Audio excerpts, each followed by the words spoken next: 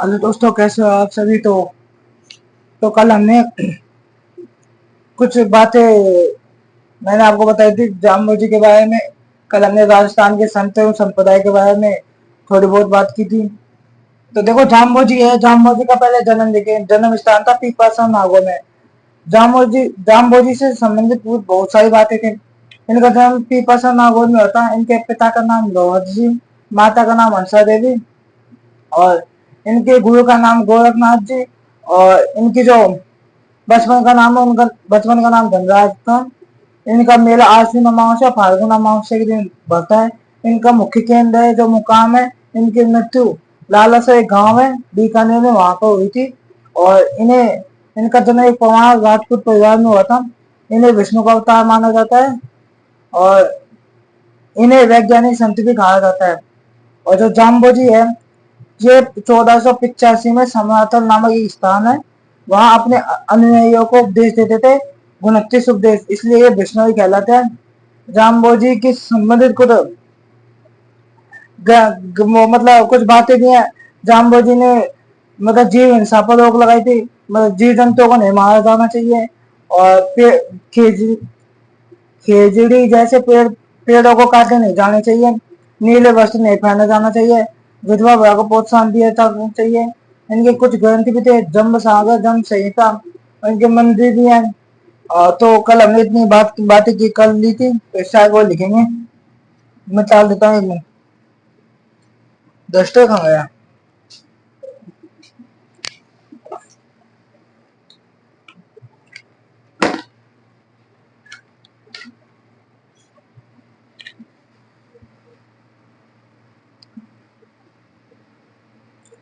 जो जाम्बो जी है, इनका जो मतलब जहाँ ये उपदेश दे देते उसको बोला जाता था सातवीं जगह थी। जाम्बो जी का जाम्बो जी जोधा और बीका, जोधपुर के राजा जोधा का और बीकानेर राजा बीका का सम्मान करते थे। दोनों राजा ये जाम्बो जी का सम्मान करते थे। और सिकंदर लोधी ने अकाल के समय जाम्बो जी के कहने पर बीकानेर क्षेत्र के लिए चारा भेजा था। तो मैं एक बातें लिखता हूँ, कल इतनी बातें हमने कर ली थी।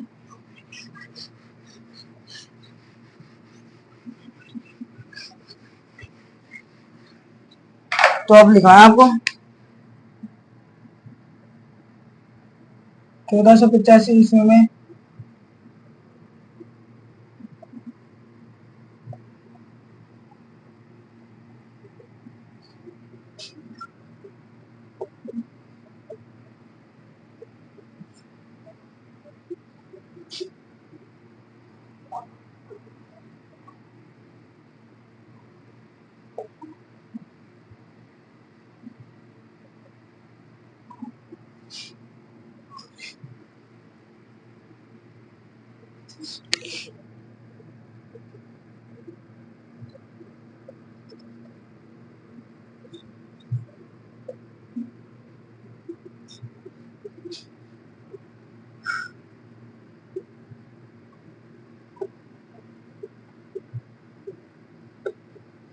20 + 9 बिश्नोई। उसके बाद में राव बीका, राव जोधा, बीका। बीका तो ये कुछ ऐसी बातें जो आपको खुद को याद रखनी पड़ेगी। बीका तो बीकानेर का आता है, जोधा जोधपुर का। राव बीका, राव जोधा, बीका, ये ये जाम्बोजी का सम्मान करते थे, सम्मान करते थे।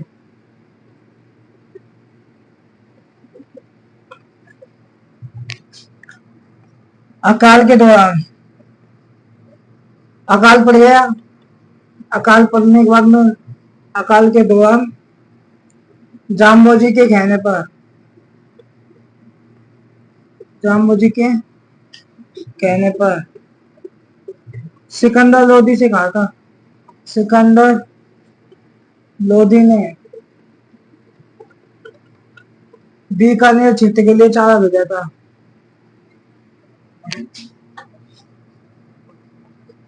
क्षेत्र के लिए चारा भेजा था। इन्होंने कहा था कि मनुष्य तो कैसे भी अपना जीवन व्यतीत कर लेगा काल के समय, ये पशु पक्षी तो भूखे मरेंगे, तो इन्होंने चारा भेजा। उसके बाद में इनका जो मतलब उपदेश स्थल था उसका नाम था साध्वी।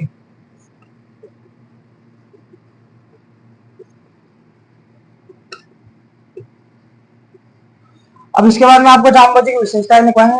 पहले इतना लिख लिया, 1485 ईस्वी में समातन नामक एक जगह है, वहां जामवंती अपने अनुयायियों को 29 उपदेश देते थे, इसलिए इन्हें बिश्नोई कहलाए। 20+9 मतलब बिश्नोई। राजा जोधा तथा बीका ये जामवंती का सम्मान करते थे। अकाल के दौरान जामवंती के कहने पर सिकंदर लोधी ने बीकानेर क्षेत्र के लिए चारा भेजा था। उपदेश स्थल इनका सातवीं है। उसके बाद में आप लिखेंगे जामवंती की मुख्य विशेषताएं। विशेषताएं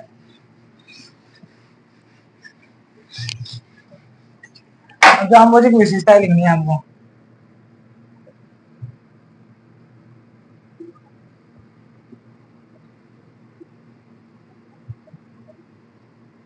जामवंती ने कहा था कि एक तो पेड़ पौधों को काटना नहीं जाना चाहिए। जैसे इन्होंने कहा कि पेड़ पौधों को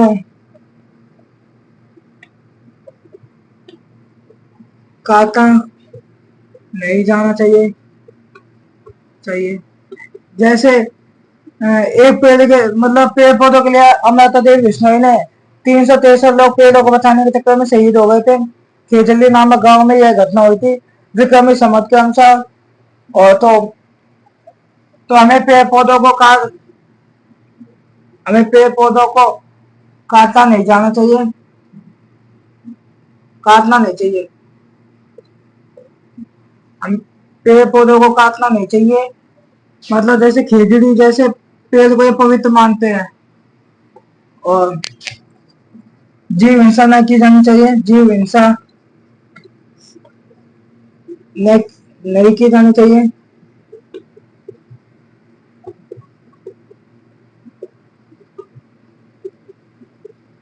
जीव हिंसा नहीं कर, जैसे पशु पक्षी ये मारे नहीं जाने चाहिए, जैसे हिरण। उसके बाद में नीले वस्त्र नहीं पहने नहीं जाने चाहिए।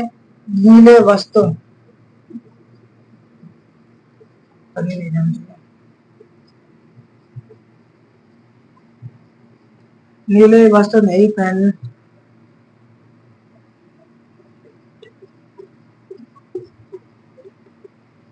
चाहिए। विधवा विधवा को प्रोत्साहन दिया जाना चाहिए।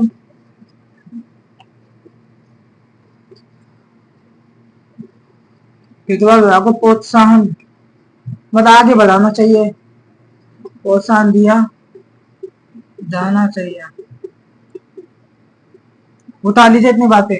जहां मुझे पेड़ पौधों को काटा नहीं जाना चाहिए। काटा काटा नहीं जाना चाहिए। और जीव हिंसा नहीं किया जाना चाहिए। नीले वस्त्र नहीं पहने चाहिए। और विधवा विवाह को प्रोत्साहन दिया जाना चाहिए। उसके बाद में आप लिखेंगे जामवंती के कुछ ग्रंथ है। जामवंती ग्रंथ है। पहले इनके ग्रंथ लिखेंगे जामवंती के ग्रंथ। पहला तो था जम्ब सागर, दूसरा है जम प्रकाश, तीसरा है धर्म विष्णु धर्म प्रकाश,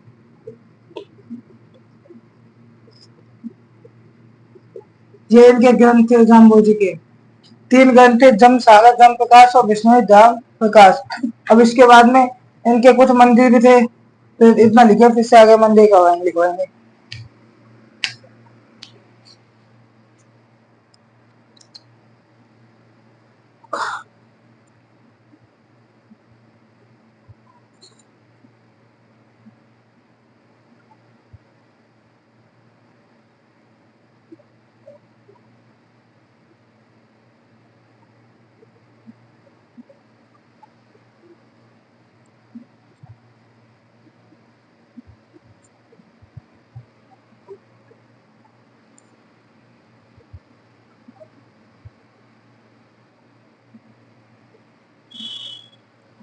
इसके बाद में आपको लिखना है इनके मंदिर, एक लाइन और लिखना है।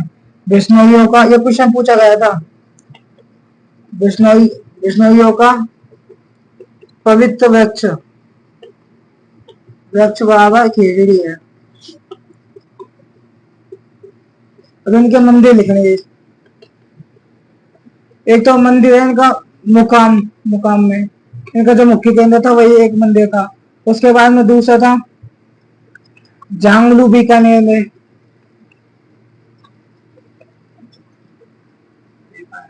और दूसरा था जाम्बा मंदिर, वो तीसरा जाम्बा मंदिर।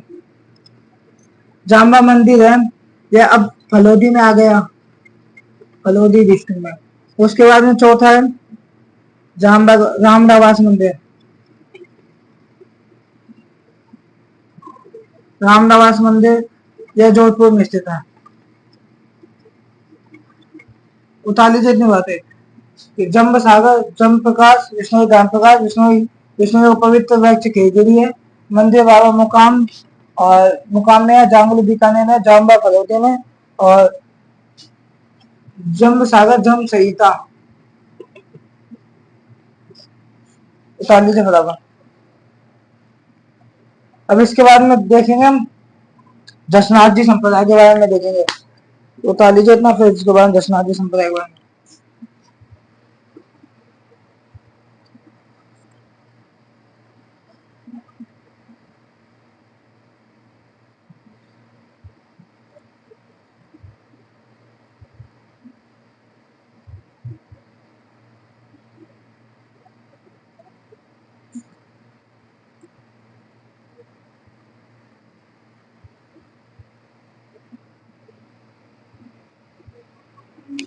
उतार लिया।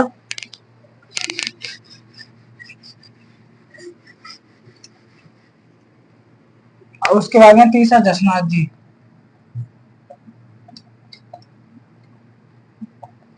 जसनाथ जी, जसनाथ जी का जन्म स्थान, पहले जन्म देखे, जन्म हुआ कहाँ से था? जन्म हुआ था कतरिया से, कतरिया से गांव है बीकानेर में, कतरिया से बीकानेर में।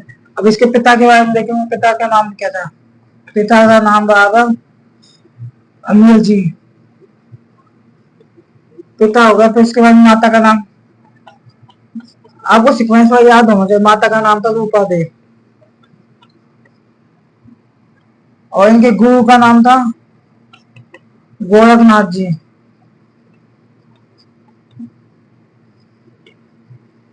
गोरखनाथ जी, और इनका जो मुख्य केंद्र कतली आसल था,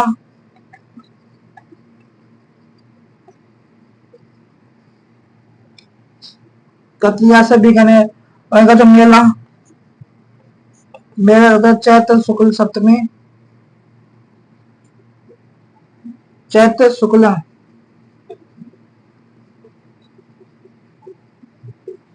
चैत्र शुक्ल सप्तमी, माघ शुक्ल सप्तमी, सप्तमी। अब इन्होंने क्या किया, 1500 ईस्वी में इन्होंने मतलब एक जगह है गोरखमालिया बीकानेर में, वहां इन्होंने जाम्बोजी से मुलाकात की, जसनाथ जी ने। और जसनाथ जी एक जान, इनका जन्म एक जानी जाट परिवार में होता है। इनका जन्म, इनका जन्म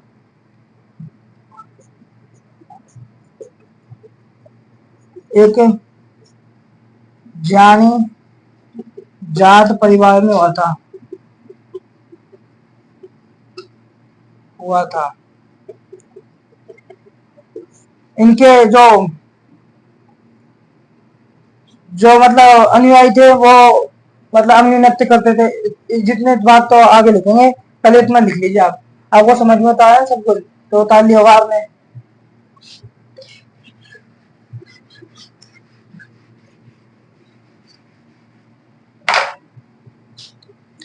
आश्विन शुक्ल सप्तमी को लिख लेना, निकल मिल ना। उसके बाद में लिखना है 1500 में, 1500 में गोरख मालिया नामक स्थान, गोरख मालिया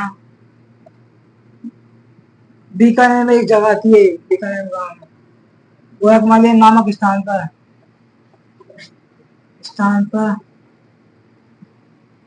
जाम स्थान पर जाम्बोजी से मुलाकात की, जाम्बोजी से मुलाकात की थी?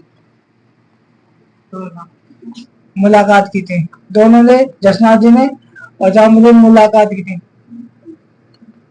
मतलब बातचीत आपस में मिले थे। और सिकंदर लोधी ने, सिकंदर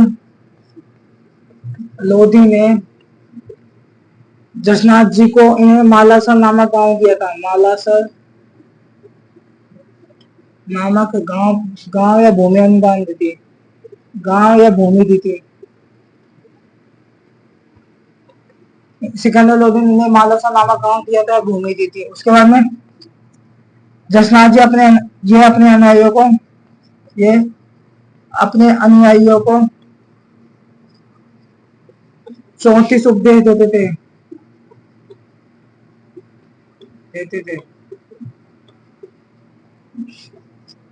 इनके अनुयायी गले में काला रंग का धागा पहनते थे। अनुयायी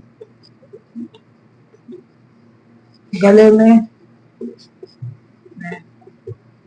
काले रंग का 36 उपदेश देते थे। काले रंग का धागा पहनते थे, धागा पहनते थे।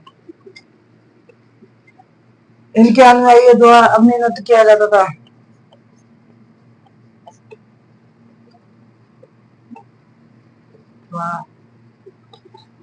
अग्नि नृत्य किया जाता था।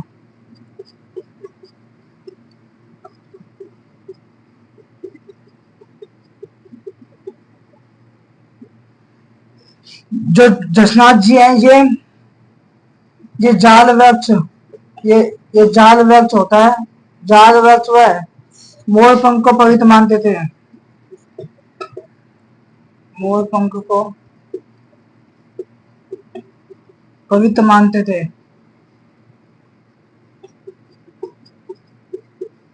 इनकी पत्नी का नाम था कालंदे, उसकी पूजा की जाती। इनकी पत्नी कालंदे की पूजा की जाती थी। कालंदे की पूजा की जाती थी।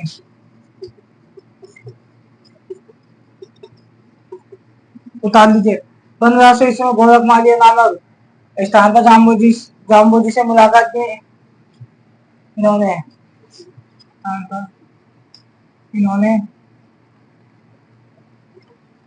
सिकंदर लोधी ने इन्हें मालासा नामक गांव किया था। ये अपने अनुयायियों को 36 उपदेश देते थे। इनके अनुयायी गले में काले रंग का धागा पहनते थे। इनके अनुयायियों द्वारा में नृत्य किया जाता है। ये जाल वृक्ष और मोर की जो पंख होती है उसको पवित्र मानते हैं। इनकी पत्नी कालंदे की पूजा की जाती है। उतार लीजिए इतना।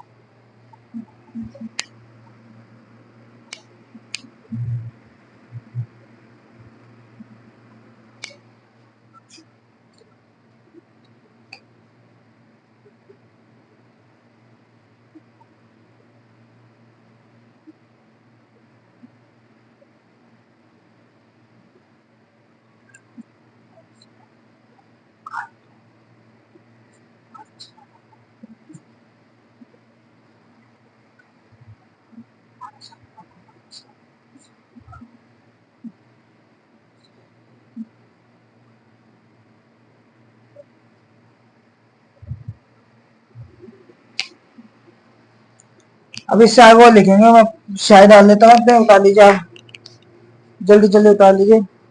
अब जो जाम्बोजियन के कुछ ग्रंथ भी थे, 2 ग्रंथ थे, एक तो सिंबुदादा और एक कोड़ा। उसके बाद में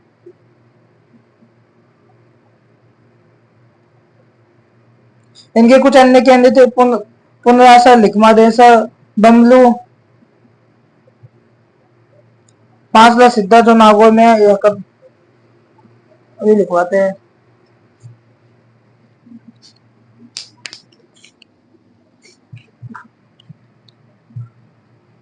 बता लिया इतना, बताते हैं।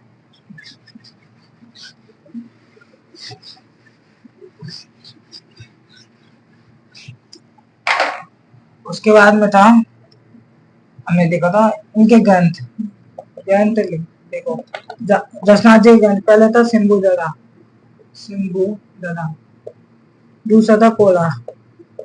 कोला, ये तो इनके ग्रंथ है। अब इनके अन्य केंद्र थे। मुख्य केंद्र तो कौन सा था? कतरिया से बीकानेर। अन्य केंद्र में पहला मालासर, मालासर। दूसरा पुनरासर। तीसरा लिकमादेसर।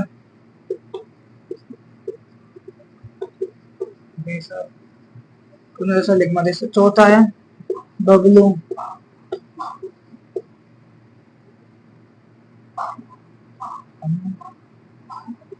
है ना? पांचवा है पांचला सिद्धा।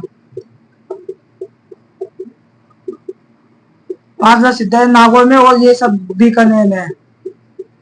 ये चारों तो बीकानेर में है। और ये जो पांचवा सिद्धा है नागौर में, इसे जसनाथ जी की मथुरा कहा जाता है। जसनाथ की संप्रदाय की मथुरा कहा जाता है।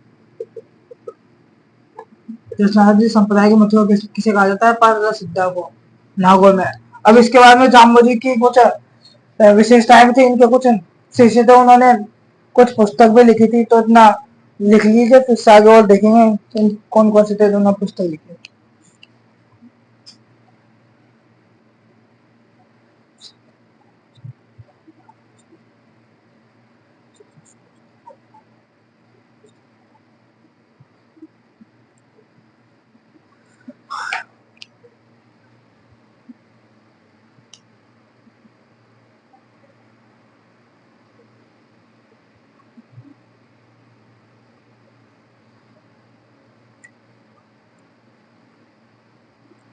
उतार लिया?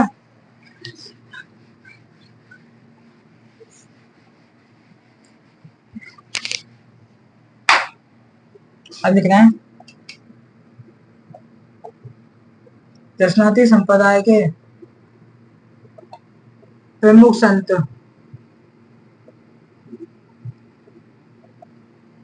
पहले था लालनाथ। लालनाथ जी ने एक बुक लिखी। बुक का नाम था जीव समझोतवी। जीव जंतुओं की जानकारी, जीव समझोतवी। दूसरी थी, दूसरे का नाम था रामनाथ। रामनाथ ने लिखी थी जसोदन पुराण। रामनाथ ने लिखी थी जसोनाथ जसोनाथ पुराण।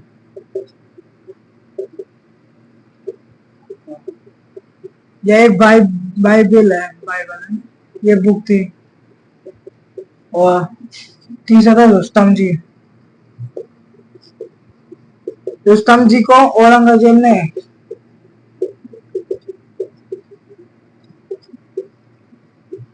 इन्हें नगाड़ा व झंडा देकर सम्मानित किया था।